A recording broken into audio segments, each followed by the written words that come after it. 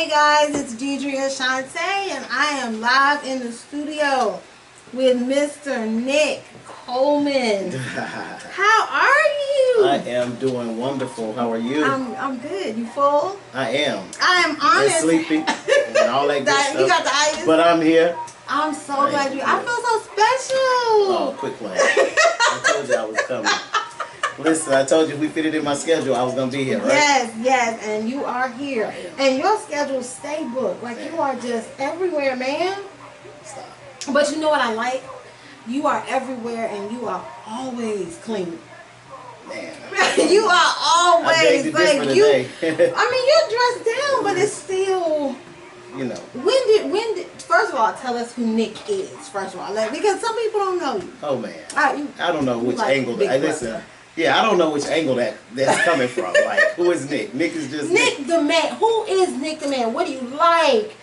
What prompted you to love fashion? I mean, you know, I don't know if your viewers know that I'm trans, you know, so when you say what prompted you to like fashion, I would think that started from when I was a little girl. My grandmother was Saks Fifth Avenue fashion model, runway model, so, you know, runway? Yeah, runway model, she was. Ooh. And she did the runway models for Saks Fifth Avenue and any of the upper echelon, you know, boutiques. And if anyone knows you, you know Mama Ruthie. Yeah. Like, I feel like everybody feel like you know Mama Ruthie. Right, that's my baby. That's my baby. Rest in peace. So I love you, Ruthie. But that was and she was my inspiration. So again, from growing up from a little girl, you know, she always bought those gowns or those dresses or those pants, whatever it was, whatever the latest fashion was, she bought it. So I wore it, you know, so I wouldn't say that I learned it from her. I definitely would say I learned it from my granddaddy because Daddy was a construction worker, you know, he owned his own business, but Daddy didn't, you know, don't get me wrong, he got clean because Ruth made sure he was clean. Right. But outside of that, Daddy wore jeans and a t-shirt, and he was cool with that. His thing was cars and watches, you know, but fashion, my grandmother made sure that everybody, you know, all of us was clean. So did you have so even through that process and transition, do you sit back and look at people and be like, that don't look right? Absolutely, I do. Absolutely do. Well, you know, it's funny you say that because as much as I think that I was fashionable all my life, you know, as I look through those pictures, you're like, as I look through the pictures, I'm like, what in the world was I thinking? Like, but I suppose that it was the fashion during that time, but you know, some things are hit or miss. I even test out, you know, I push the envelope, you know, so in my fashion is not necessarily what somebody else would think is their fashion. So as I guess what I would say as a fashion stylist, I wouldn't style somebody the way that I normally dress, you know, or the way I was dressed. You need a personality. Yeah. It's almost like hair. Yeah. Like, I can't. I tell people, don't put something on someone that they're gonna be scared to wear. Hey, you know, I make jokes all the time, you know, so I think that, you know, I am a fan of skinny jeans. I like them. I push the envelope, but I know what looks good on me and what's not gonna look good on me. Like everybody can't. I am just not gonna wear it. My point. So I put this post up on Instagram. It was like, this is me in skinny jeans. You know, it was like this big top and little bottom. Like some things you just gotta know. So even when I think that this is right, I put it on. I look in the mirror. If it don't look right, I'm not wearing it. You know, and the opposition to that is if I put something on and somebody else might not think that that's necessarily the fashion. What I find out is it becomes the trending fashion. The trending, right. You know? Sometimes you got to push the envelope. You have to push the envelope. You have to push the envelope, but you got to push the envelope to your level of confidence. Absolutely. MC Hammer jeans, Harm jeans, you know, pants, they aren't for everybody. You know, again, I don't have no derriere. So, you know, I ain't about to put on certain things that's going to have my butt all super tight up and I'm looking crazy. So, like, it's just, again, you have to dress, you know, yourself according to personality, body style, fit. What about what you're doing? Because I don't know if everything that as a stylist, I have some leeway. I can be really, really, really push the envelope at work. But I hate to go into a professional environment and see the same thing I would see at the club. See, I'm glad. Thanks for bringing that up. And again, as a fashion stylist, and also for those who don't know, I've been in leadership in corporate America for over 18, 19 years now. I started very early, right after college at about 23. And I've learned, I've learned throughout the industry. Like clearly we aren't in corporate where we were back in 1999. Right, it's not all blue. But while everybody, I won't say everybody, while some people think that we are so progressive and diverse now that we can push that envelope in corporate America, I'm here to tell you as a leader, as an executive leader, a person who's been under the leadership of directly under VPs and directors who I have to sit in meetings with, and we talk about, our group of employees, and sitting across that table listening to the different ideologies of what they think is acceptable and appropriate. Red hair, pink hair, and when I say red, I'm not talking about the mahoganies with the black mix. Right, that's not what I'm talking about. We talking about bloody red shoes, whatever Cardi B talking about. Like you can't, like you can't. So my background is call center. For the longest, right? I've managed a 250 seat call center, and the entry level worker, they typically can get away with just a little bit more than what the advanced level. Yes. And but again, even at entry level, I like to say when I sit down and I have a consult, I like to say you need to dress for the job that you're trying to pursue and not where you are today. Because most times people think they come up with this misconception that because they are just a call center worker who's making an hourly salary, that they can do whatever they want to do.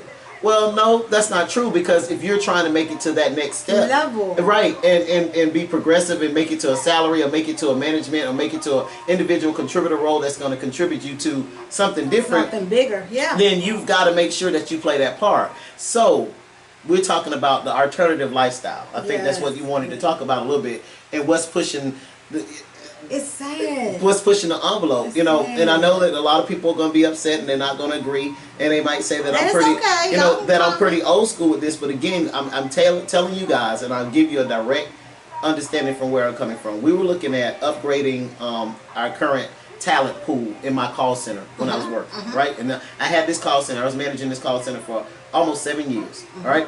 And what my VP came to me and sat down with me as the stakeholder, and basically the entire call center belonged to me under my leadership, and I had several different leads and supervisors who fell under me, and we talked about we're looking to upgrade the talent pool, because it was basically those who were just lower level, and they weren't grasping. Yeah, exactly. There's a matriculation that we expect you to follow. So with that, dress code you have to is a part of it, and right? I don't know, because how you dress is how you feel. Yes, and it's how people perceive you. I'm sorry, you don't want to go on a date with someone. Your first impression means so much. Exactly. So what we did is we talked about the talent upgrade, and the first thing we talked about was image and dress code. Then the next thing we talked about was degrees, and the next thing we talked about was articulation. Yes. Those are the things that that we put together, and we put them on a board. We did a whiteboard, and we just talked about we put them in groups. Those, and then we talked about skill set. But what we started going back to is, and it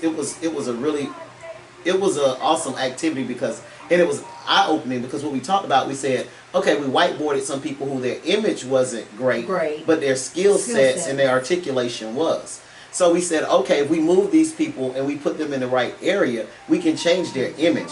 But if you're not willing to change your image, and you just come to work and you just look a ratchet mess, that's basically, and people always say, well, I shouldn't, that's just a perception. Some people's perception is their reality. And you can't, to your point, you cannot come into corporate America and expect to have a certain level of respect if you present yourself a certain way. And then you want to always work to where you want to go to a paycheck. It's something about entry level and management.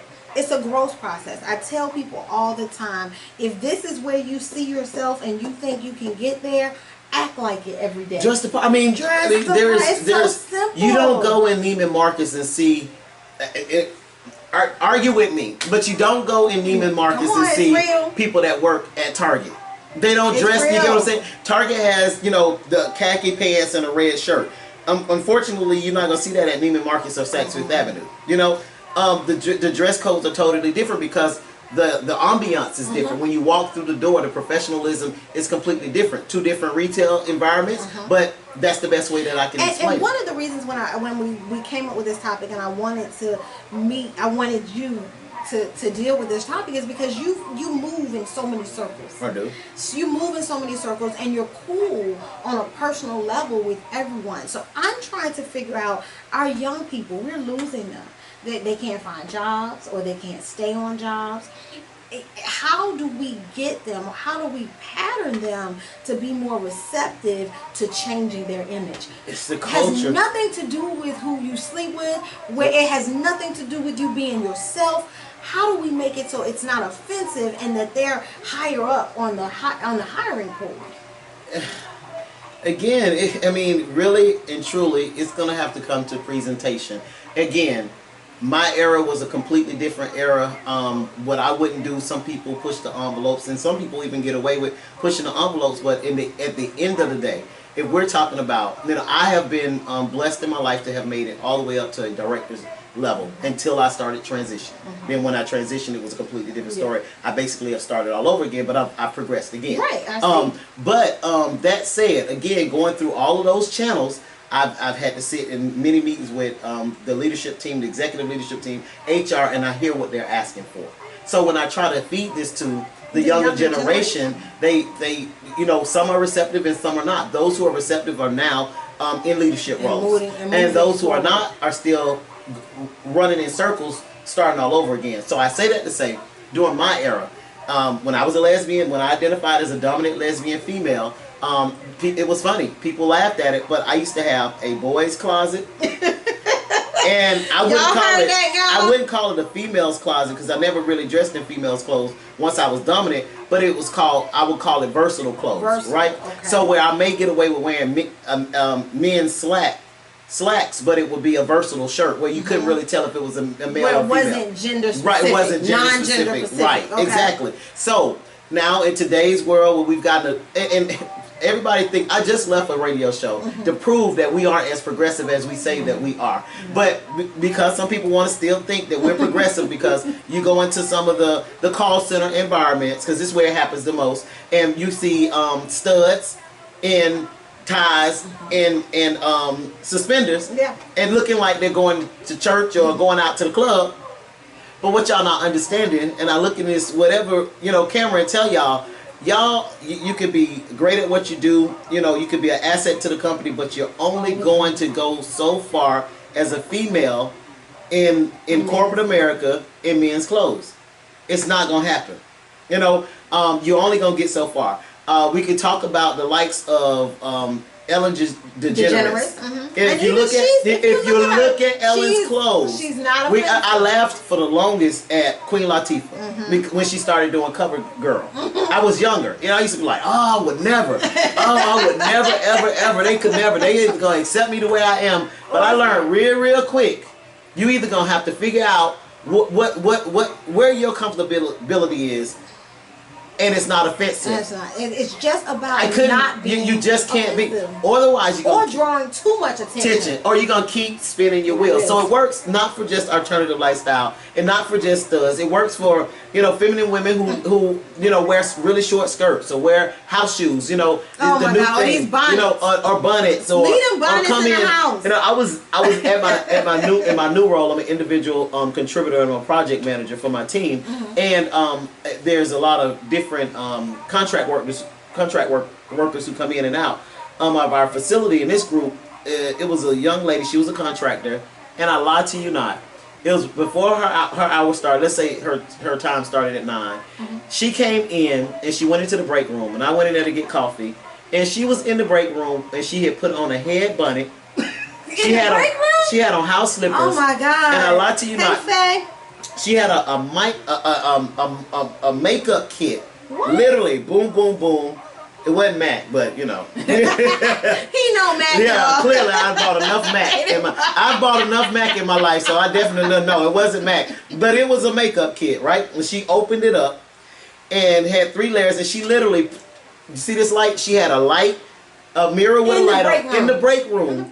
And she literally was sitting there putting on eyelashes and makeup in the break room. And I thought to myself, it's crazy. And unfortunately, she was African American, and I wanted to go over and say, sweetheart, please, this is not appropriate. This is not. Let me tell you why. But I felt like just the vibe I got from her, it wasn't going to be received, and then it was going to be an HR issue. So I said, forget about it. Let me not even waste my time. She don't report to me. So, but that type of stuff really touched my spirit. It really does. I really because at one point in time I wasn't that bad, but I used to think that I could do what I want to do, wear what I want to say, and say what I want to say, and still be accepted. But unfortunately, in certain areas in our life, we just cannot. Case in point, when I started transitioning, I thought I was doing so well. I'd been with my company for so long, and I passed every performance review. Was stellar. My team was stellar. Every bar was set. I kept jumping it. Everybody loved me, and I thought for that reason alone, which I thought is the reason why I was there, is that I could go to the next level. But I learned real quick in 2.5 months, I was out of there. Because they found a way. And it's crazy because they just didn't know how to. Yeah. They didn't know how to move. And that started. But the great thing about life and the Lord is that everything comes full circle when you're positive and you have faith. You have to have faith of a mustard seed. Yes. And even though when I was going through it, my faith was tested. Yeah. But when you have faith through it all, you find out it's come back full circle. And everybody except one person have come to me on that leadership team, and they follow me on Facebook, and they'll see. Absolutely, they miss me, and they didn't understand it, and now they talk about they oftentimes call me to help me. Yeah, can you help us with this diversity training? Right. Can you help us understand how to deal with this pronoun or how to deal with this situation? So it feels good. Yeah. While I might have lost that segment of my career, I think that was God saying it's time for you to move on. Yeah, but I got to take you here. Your season was up for you to progress. And then they needed to see that all of the things that they thought about you had no impact on what you brought to the team. Exactly. So sometimes you got to lead the team and order them to realize who was on the team. Yeah, exactly. Yeah. Sometimes there's a gift and goodbye. Yeah, but I really want the younger generation, and even some of the generation, I'm 43 years old, so I want even people, and because we're stuck in our ways. Yeah, baby, y'all. Baby, I am an old man.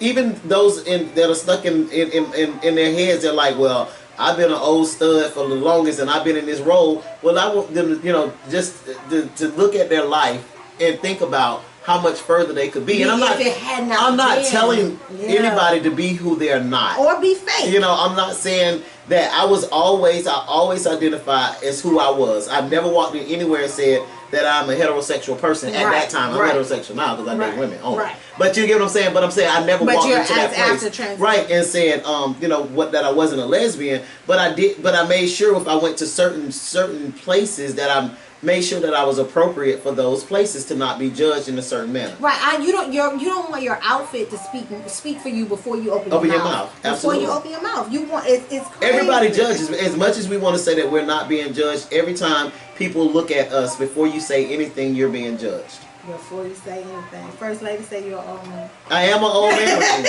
I am First Lady. I am an old man. Old man. You got it. It comes with the knowledge that you have and the professionalism. I love the fact that you were able to bounce back. Because a lot of people go through. God is real. Let me tell you something. God is real. He was going to have it no other way.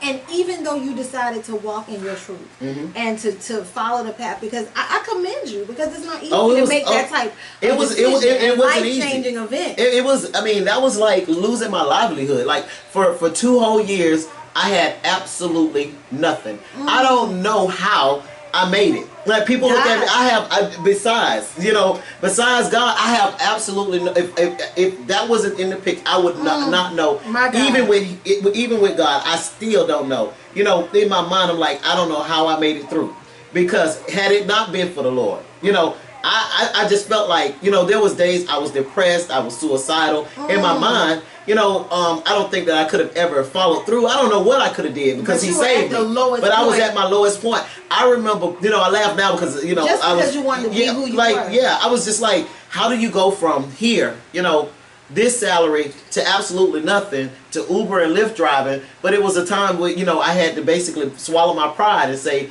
and follow his path. Yeah. You know, God said this is what I needed to do. So I had to get up and start all over again. And like I said, everybody who know my story, you know, starting from, you know, literally right up under, you know, a 6-figure, all the way down to 0, then to having to drive your life around, to borrow gas money. Borrow. Do you understand? I still ain't paying back half the money that I borrowed. I promise you that. I love y'all. All y'all that kept me. Y'all know who y'all are. I swear to God. When I get there, I'm going to give it back. I promise y'all. But I promise y'all, I'm telling you. But you know, and then I will never forget getting a phone call from a guy in the community, and he said, you know, Nick, I got this job, and I know it's gonna be, you know, it's gonna eat up your ego and all your pride. He said, but it's better than driving Lyft and or Uber. And I was like, what's that? He told me what it was, and he said, you know, this job only paid $13.50 an hour, and I was humiliated. I was like, $13.50, like that's you know, I can't remember working for $13.50 since I've been in college. Right. You know, but anyway, long story short, you know, I made that $13.50, and you know, he was like, if you can get through this for 3 months, you know, 3 months, you will be able to prove to them that you deserve exactly what your resume is saying. And let me tell you, but God, that's exactly what I did, and I pushed through, and in 3 months, I got a position, a salary position with the company that I'm with, and since I've been there, I've gotten 1, 2, 3 jumps in salary. So I'm very, very close to what I'm used to being. I'm not quite there yet, but I'm all right. But you on the right path, but I'm on that path, and I'm happier than I ever been. I'm telling that right there, that peace of mind for being able to be who you are. Absolutely. And for me, even though you went through that, and I know it was hard, other people are watching you. Yeah. It's other people that are going through their process or deciding if they want to transition and trying to figure out if it can be done. And there's no roadmap to this, because if you had to tell me in 2013 when I started, when I took my first shot on May 29th of 2013, that was going to be my journey or my path, I was arrogant. You can't tell me I'm not going to lose my job. I will not be without money. I'm going to always have money. Well, I learned real quick that the piggy bank got shook. Sure. Because it is, at the end of the day, corporate America is corporate. It's dirty. And they're going to make the decisions that are best for their company. Absolutely. And at the end of the day, and even sometimes the people that are making those decisions don't even know what's best. Right. But God will use who He uses to get the glory. And I am so excited. I tell everybody all the time, you can't tell me you can't be who you want to be. You can't. You cannot tell me that you can't be who you want to be. You can have the desires of your heart. You can be who you want to be, but do it in a way that's not offensive. And respect. You know, my grandmother always told me, you know, and everybody know, like you said, Mama Ruthie, and you know, Mama always told me when I went home the first time and told her I was a lesbian. Then I came back and said, Mama, so now, almost 20 years later, 18, 28, 20 years later, Ma, I'm not a lesbian no more. I'm a man, you know. All right. Like, what? She's like, whatever. Yeah, she's like, whatever. Okay, but the bottom line is, what she told me, she said, you know, whatever you do, there's a time and a place for everything, and as long as you're respectful, you can be anything and anybody you want. That's what my grandmother told me, and that's the thing that's going to always resonate in my mind. She told me that in 1993 when I went home and told her I was